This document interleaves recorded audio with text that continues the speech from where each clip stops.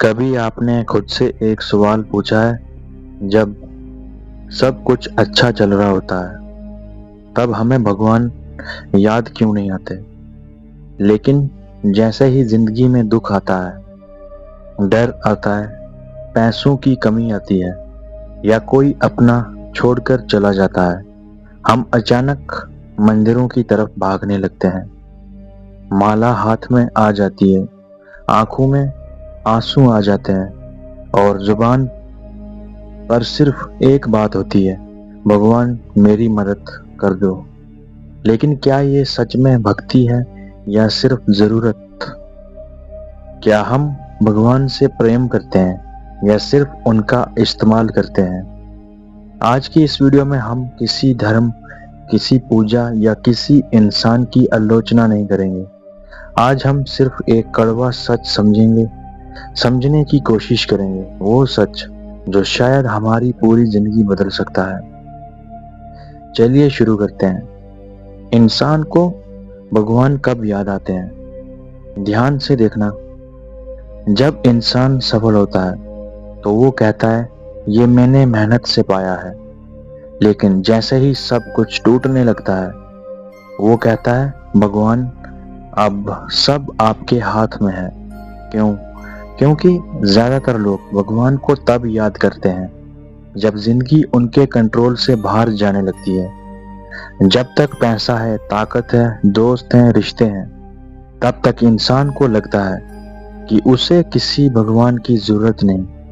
लेकिन जैसे ही अकेलापन आता है, अंदर से डर उठता है, इंसान मंदिर की सीढ़ियां ढूंढने लगता है। और यही इंसान मन की सबसे बड़ी सच्चाई है। इंसानी मन की यही सबसे बड़ी सच्चाई है। हम भगवान को प्रेम से कम और जरूरत से ज्यादा याद करते हैं। अब बात करते हैं, क्या हमारी भक्ति भी एक सौदा बन चुकी है? सोचिए, कितनी बार हमने भगवान से कहा है, भगवान अगर ये काम हो गया तो मैं मंदिर में प्रसाद चढ़ाऊंगा। शायद आपने भी ये कहा, ऐसा कुछ बात की होगी कभी ना कभी। अगर नौकरी लग गई तो मैं व्रत रखूंगा। अगर मेरी इच्छा पूरी हो गई तो मैं रोज पूजा करूंगा। यानी हम भगवान से प्रेम नहीं कर रहे, हम सौदा कर रहे हैं। हमारी भक्ति भी एक बिजनेस बन चुकी है, जहां हर प्रार्थना के पीछे कोई ना कोई लालच छिपा होता है। ध्यान से देखना, बहुत कम लोग भगवान के पास सिर्फ धन्यवाद बोलने जाते हैं। ज्यादातर लोग सिर्फ मांगने जाते हैं, पैसा, सफलता, रिश्ते, स्वास्थ्य, नाम, शक्ति।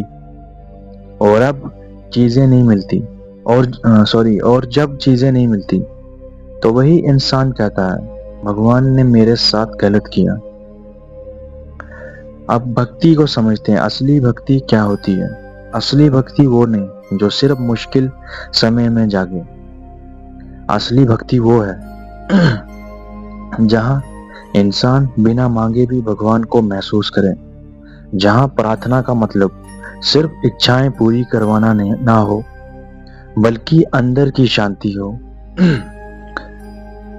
मीरा ने भगवान से महल नहीं मांगे थे, हनुमान ने भगवान से दौलत नहीं मांगी थी।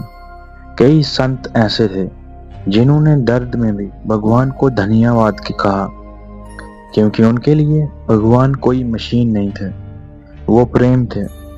आज हम पूजा तो करते हैं लेकिन समर्पण नहीं करते। हम मंत्र तो बोलते हैं लेकिन मन कहीं और होता है। हम मंदिर तो जाते हैं लेकिन अंदर अहंकार भरा होता है। और फिर हम कहते हैं, भगवान मेरी सुनते क्यों नहीं?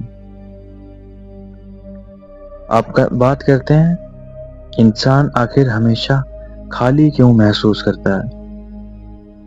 क्योंकि इंसान जितना बाहर भागता है, क्योंकि इंसान जितना बाहर मांगता है उतना अंदर से खाली होता जाता है।